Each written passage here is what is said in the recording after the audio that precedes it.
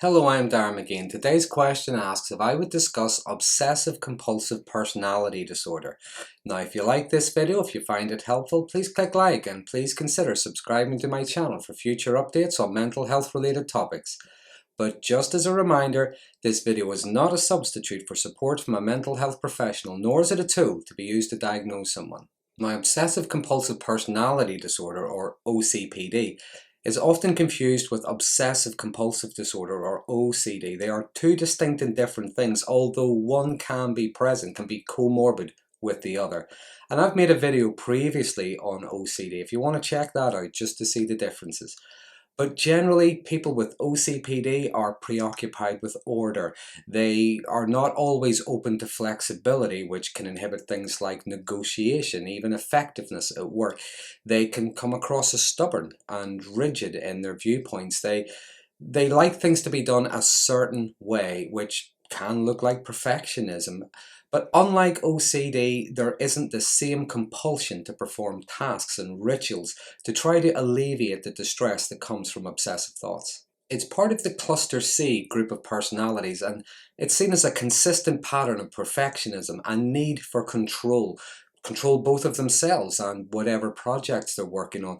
There is a need for order, there is a need for sameness. And people with OCPD may focus entirely on rules, procedures, pay a lot of attention to detail, check constantly for mistakes, not just their own mistakes, but indeed other people's. And in a workplace, although this may look like perfectionism, it may be an admirable quality, it can actually hinder, it can delay the outcome of a project, it can hinder productivity. And people with OCPD, it wouldn't be uncommon for them to be very articulate. They are able to communicate very effectively, but they don't really know how to express themselves emotionally. They can lack empathy, they can be sensitive or resistant to criticism. And when talking, they can sound very businesslike, quite professional, even in their closest relationships with partners or family. They can be condescending to others.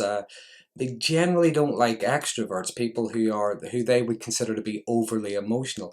They don't like to take risks and can struggle with things like spontaneity and ambiguity. They can also be very reluctant to ask for help or support when they need it. An obsessive compulsive personality disorder can be comorbid with other personality disorders such as avoidant personality, paranoid personality, even narcissistic or borderline personality disorder. But as I often say, when it comes to personality disorders, I often think of it as a spectrum. It's not a one-size-fits-all. So if you think of a spectrum, there are many different colors, there are many different shades in between. And according to DSM-5, there are 8 criteria that make up OCPD, 4 of which must be present consistently, pervasively, and been around for a long time. So with there being 8 criteria, not everyone's going to meet all 8. Some people might meet 4, some people might meet 5, they may be different. And that's what I mean about it being a spectrum, different colors, different shades. It manifests itself in different ways. When it comes to a disorder, I often think of a disorder as looking at the impact it has on a person's day-to-day functioning, looking at the impact it has on their relationship with themselves as well as their relationships with others around them. So let's look at the 8 criteria. Number 1, there is a preoccupation with details, rules, schedules, organization, and lists. So yes, you may get someone who's constantly making lists, ticking things off lists. And at work, this can come across as, say, being very conscientious. It can Other times they may come across as like a Nurse Ratched kind of person, using rules to dominate and control others. At home, it can look like everything has to be done a certain way, which to others might look like a form of control and domination.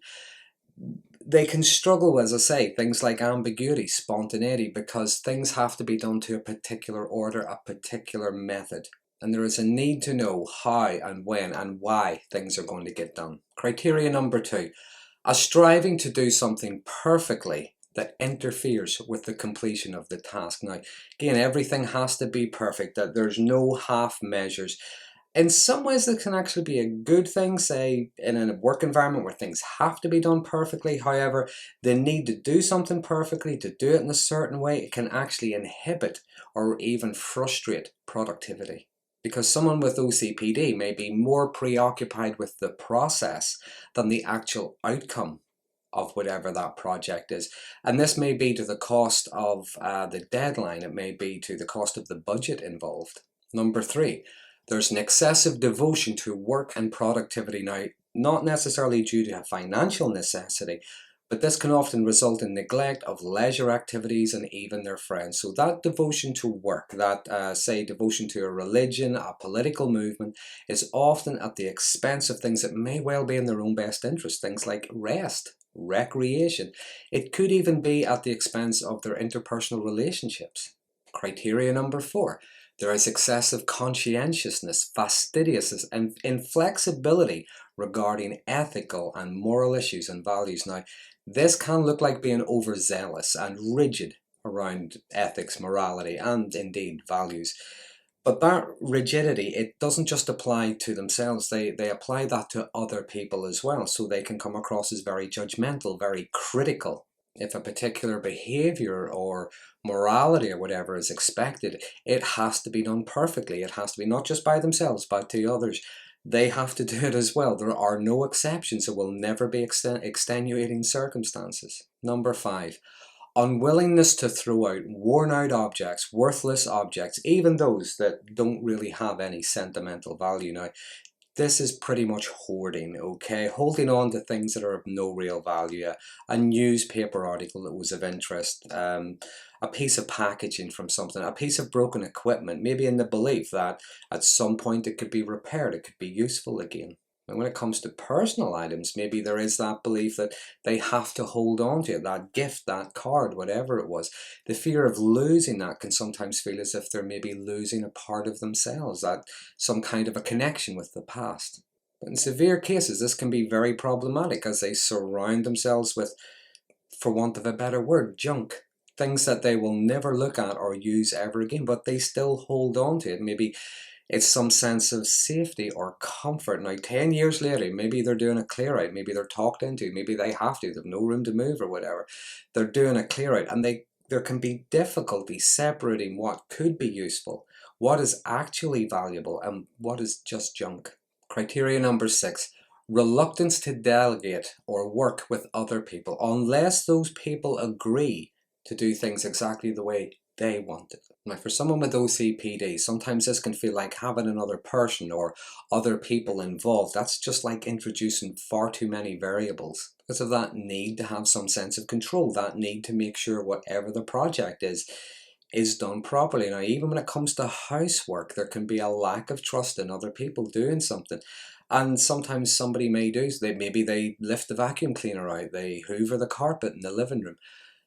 After they put it away, the person with OCPD, they may take the vacuum cleaner out and hoover the same piece of carpet because it wasn't done to their standard. And again, that can inhibit things like productivity, effectiveness, and it can frustrate the hell out of the people around them.